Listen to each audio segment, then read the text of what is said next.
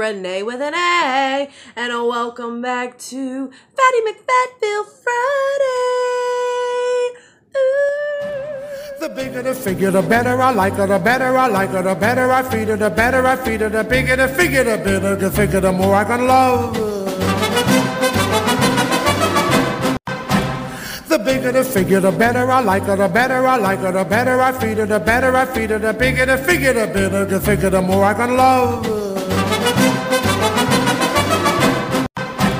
The bigger the figure, the better I like her, the better I like her, the better I feed her, the better I feed her, the bigger the figure, the better the figure, the more I can love her. The bigger the figure, the better I like her, the better I like her, the better I feed her, the better I feed her, the bigger the figure, the better the figure, the more I can love her.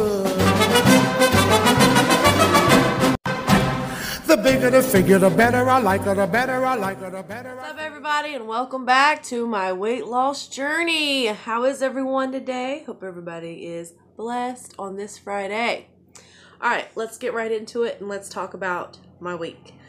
Last Friday, I started for July 1st, this month, the 30-day challenge of exercising 30 minutes a day, which for me was going to be walking for 30 minutes a day, which is 2 miles, and really staying on top of my water and getting my full water intake in every single day, watching those portions and really no in between, no little cheats, no little extra this or nothing, just being really strict so I can get out of these 290s. Here I am again. Feel like I'm on another little hump, trying to get over this next hump yet again, okay? So I think I have done extremely well this week. I have exercised every single day to the video, and I found out what the lady's name was. Leslie Sanborn. You can walk right at home, right here on YouTube. Look up her videos. Put in Leslie Sanborn walking, whatever. A bunch of them will pop up. I use one where she's like totally by herself in like one of her aerobic workout places or whatever you want to call those. And one of her fitness facilities or whatever. And she's holding the weights. So I did hold. She does 2-pound weights. I'm holding 3 pounds in each hand, so 6 pounds total extra weight I'm carrying around when I'm doing these 2 miles. And you walk a mile in each 15 minutes on this video, as long as you're keeping up the pace and doing the motion she's doing, marching, lift those feet up. I mean, it's hard. It looks so easy. The motions are very easy, but I sweated my butt off. The first day, when did I start this one? I started this Monday, because Sunday I did just like workout stuff inside my pool. And I did that for a while. I did a bunch of stretches and I did a bunch of, leg type exercises inside of our pool. And I did that for about 30 minutes or even more. It was even more than an hour. So Monday I started the walking videos with Leslie Sanborn. And boy, the first day, I didn't think I was going to get through to that second mile. After it said, you've walked 1 mile, I was like, I mean, 10 minutes into the video, I'm already sweating and thinking, oh gosh, how much more time do I have on this? So I barely made it through the first time. Now Tuesday, second day, I had like a burst of energy. It just comes out of nowhere. Because once you get to that point and you actually start exercising and get your mind over the fact that you're going to be uncomfortable and sweating and all this, then once you do it, you feel so good. And so the next day, I felt really, really good. Had a burst of energy, just zoomed right through those 2 miles, lifting up my knees and all this jazz that I struggled the day before. Wednesday, the same thing. Had no problem. Yesterday as well. So I've done it every single day and got it in. Okay, and we've even had 4th of July since then, and we did cook out. My mom and dad did come over. We cooked out burgers, hot dogs, and chicken. I did have a burger, but I had my low-carb bread with it, and I did have a hot dog, but I did buy some sugar-free ketchup. I did find at the grocery store, which tasted just fine. So just had that, a little bit of that, and then I did have 1 chicken leg And then I made low carb, sugar free, banana pudding, and then this cheesecake stuff. So I made sure I had stuff that I could have. And I even wanted to go back and get another plate, like we always want to do, and I didn't. I said, no. I thought, oh, I'll do it. I'm going to get me another plate. But then I stopped myself, and I did not. And I was fine. I didn't need it. It's just that inside here, this norm for me that it has been for years of, I think I need more. I think I need some more. Get another plate. And I don't need it. I'm full. I don't want to overeat. So I was really conscious of that all week long. My portions, got my water in. Oh, I mean, I just feel like I've been on it. And I feel like, this is how I felt, that I've shed lots of pounds this week or something. That's just how I felt because I have been on it more than I had the past month that I've been doing this. Because last month in June, I just feel like just was stuck in the same place, and I feel like I wasn't giving it my total all or the best that I know I could do, because I was doing some emotional eating. We talked about this. I feel like I had a few setbacks, which we talked about as well. So I wanted to conquer that this month. Okay, so saying all this because I have cheated, not on the food, but I cheated and weighed in yesterday. Big mistake. Big mistake. I need to not be so obsessed with the scale right now. I got on the scale yesterday, and it says 296.6 or 0.7, something like that. Well, last Friday, excuse me, been having some allergy issues. Last Friday, did it say 293 something? What? It's like devastating. Okay, we've all been there, right? And we're afraid to say it if the scale has gone up for some reason. Okay, this is my new scale. Didn't move the place, but then I didn't move the place where I've been weighing in on hardwood floor, you know, same spot. Don't moving it, not moving it when I weigh in. This time I took it all over the house to see what is the deal. It says it's a good scale. I will vouch for this scale that I got at Walmart, the Weight Watcher scale. I took it all over my house to see. Am I less somewhere else? Am I missing something? No, it said the same thing everywhere. That's a really good scale because I've had other scales that I've moved it around the house, and it'll say all kinds of crazy things. This one did not. It'll say something different when you're on carpet. It'll say less, but it's not true. It's not accurate. So I keep it on the hardwood. And it did. It said 296. How? In the what the did, according to that I gained 3 pounds since last Friday? I don't understand. So I'm in this. I'm very confused. I am going to get on it again today, this morning here, and see what it says. That's why, my friends, we cannot, because your weight, it's going to fluctuate. It's going to happen. And you're going to get stuck sometimes for a very long time, or not that long, or gain here or lose when you're not expecting it. I don't know. I can't explain it. I can just say that I know that I gave it my best this week. And I feel like this has been the best week in since before last month.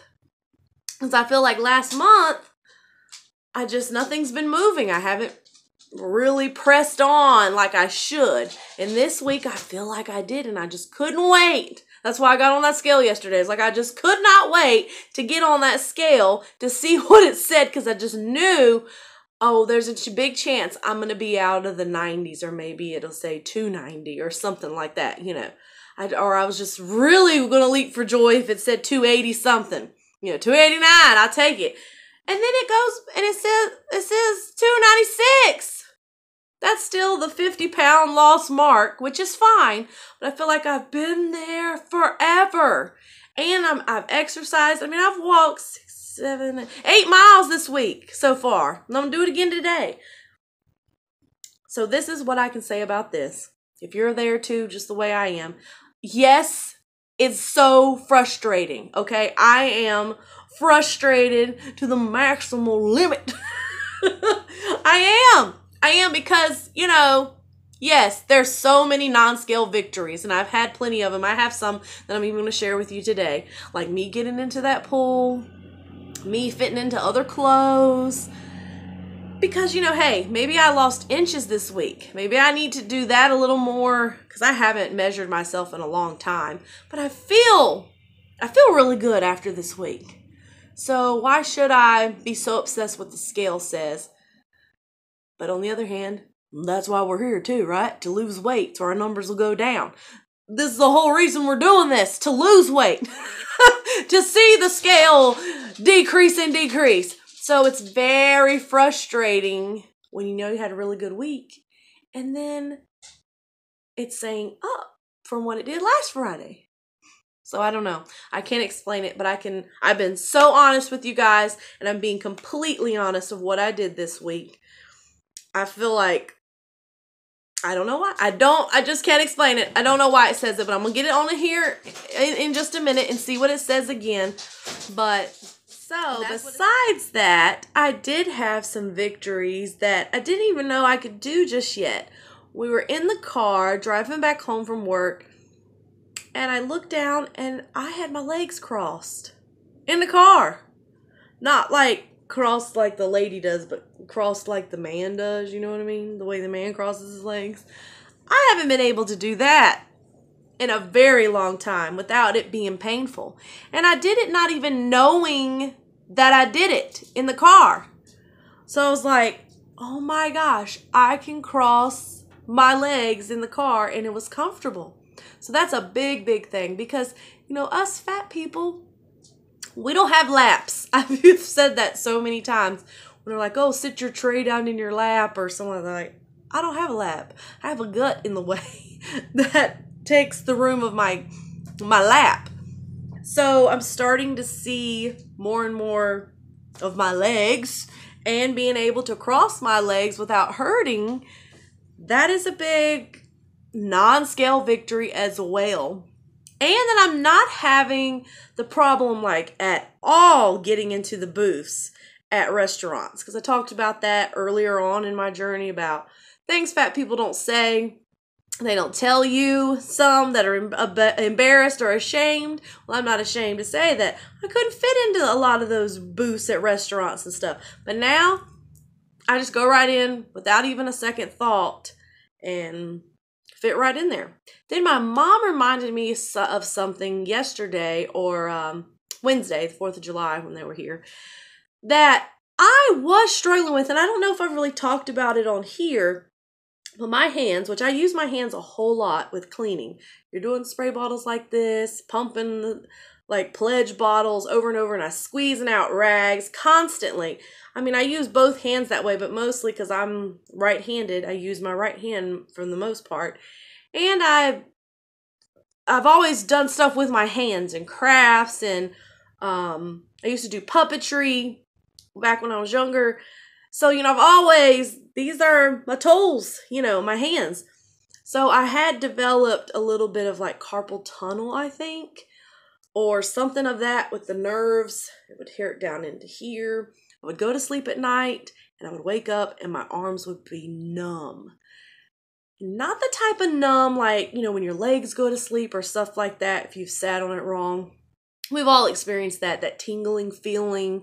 I would get it really bad in my hands and my arm. It was painful, very painful. And it got to be where these fingers, like here, if I did that on the tips and a little bit on these fingers, but not so much, I couldn't feel it. It was numb, like totally numb. And it was like discerning. And I was just like very concerned about it because I didn't know. When it first happened, I didn't know, oh my gosh, you know, when you have pain like that in your arms, especially, you know, the heart attack arm or whatever, you think, yeah, you're having a heart attack or a stroke or whatever. And being overweight, you think of those type things anyhow because you're at risk. But it was obviously something to do with my weight and my belly and stuff too. When I would lay down at night, the way I'm laying, It's putting more of the pressure on my arms and all that and causing them to go to sleep. Well, obviously, I mean, it would flare up more sometimes than others. And I was starting to wear those little braces you do where it do the little puncture point type thing right here on you. And it would, you know, be pressured right here. What is the word I'm looking for? Like compression socks. But they're not socks. They're like glove things for your hand. So it would compress, you know, on the points that you need it to for your fake gun fingers. For these right through here. That was where my problems were. And then it would trickle down into like right here when you pump your fist and you can feel it right there. That would really, really hurt and then be numb. Totally numb and painful. And it was a numbing that my hands would not wake up. Even like if I'd grip things too long, like vacuuming and stuff, which I do, or holding the duster. I mean, this is my job, my stuff. They would go to sleep. I couldn't feel it. And I was constantly like beating my hands and stuff, and it's very painful, very, very painful. If anyone goes through that, I totally understand. I've been there.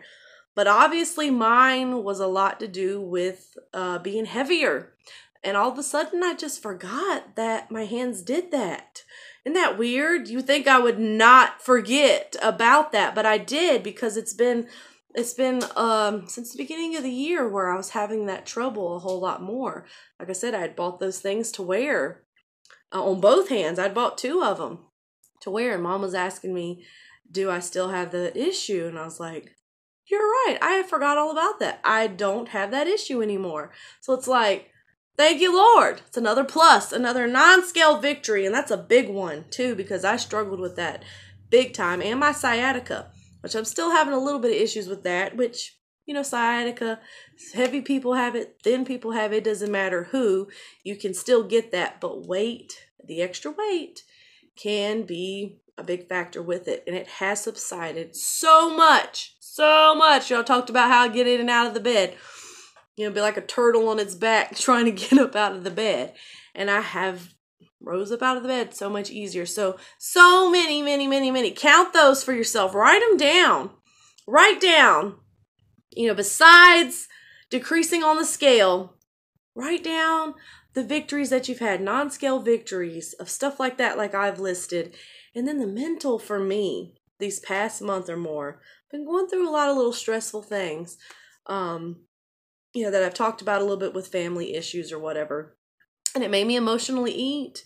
And so I did learn a lot about why I'm going to food and asking myself the question of why am I doing this? Why is this happening? And analyzing it and making those healthier choices for a lifetime change. So this is what I'm going to do. This is what I'm going to continue to do. Just because that scale says 296, you know, whatever right now is what I have to say to that. Because I know what I did this week. I made better choices. I have exercised like crazy. And y'all know that's been my biggest thing that I've said on here that I've had issues with, is trying to get my butt in gear to exercise. And I finally did that this week. So am I going to stop?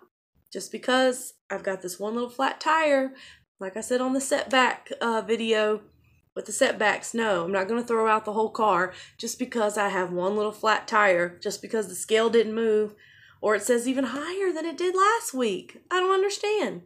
And that's okay, because I feel better and I'm making better choices and I'm going to keep at it. And that's what we have to do. When we don't see that scale moving, or we feel like we're stuck in a hump or stuck wherever you're at in this journey or whatever journey you're on, don't stop.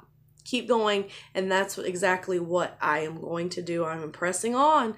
It's not going to deter me one bit. Yes, it's frustrating. Oh, yes. Believe me. I was devastated. It's like, I just knew it was going to say something lower, or I was going to be in the 80s. So, but that's okay. It will eventually. I will get there. And I'll get there on my own pace, whatever my body's doing. So, and I'm doing something right, because I'm feeling better and getting on track. So let's see, even though I got on there yesterday and cheated to see what I weighed. And that's another thing. We can't do that. We cannot weigh in every day We just can't do it. And I'm talking to myself right now, talking to myself all the time. I need to stay on track with that and just do it once a week. And keep my log of what it says, even though it hasn't come down much here in the past month or so. But that's okay. I'm staying the course. I'm not going to quit, not going to stop. So don't be obsessed with the scale. If anything today, that's what I want to tell you. Don't be obsessed with the scale, because I have found myself getting obsessed with it. And especially when it's not saying what I want it to say, when I know that I've done good. That's okay. We're staying the course, and we're going to keep on track and keep on keeping on, keep pressing on. That's the only way we will get there. And we'll get there eventually. All right, here we go. No matter what it says. Weighing time, weighing time. Let's see if it says something different than it did yesterday. I doubt it, but that's okay. Let's give a look-see. All right, here we go. Dang it. Here we go.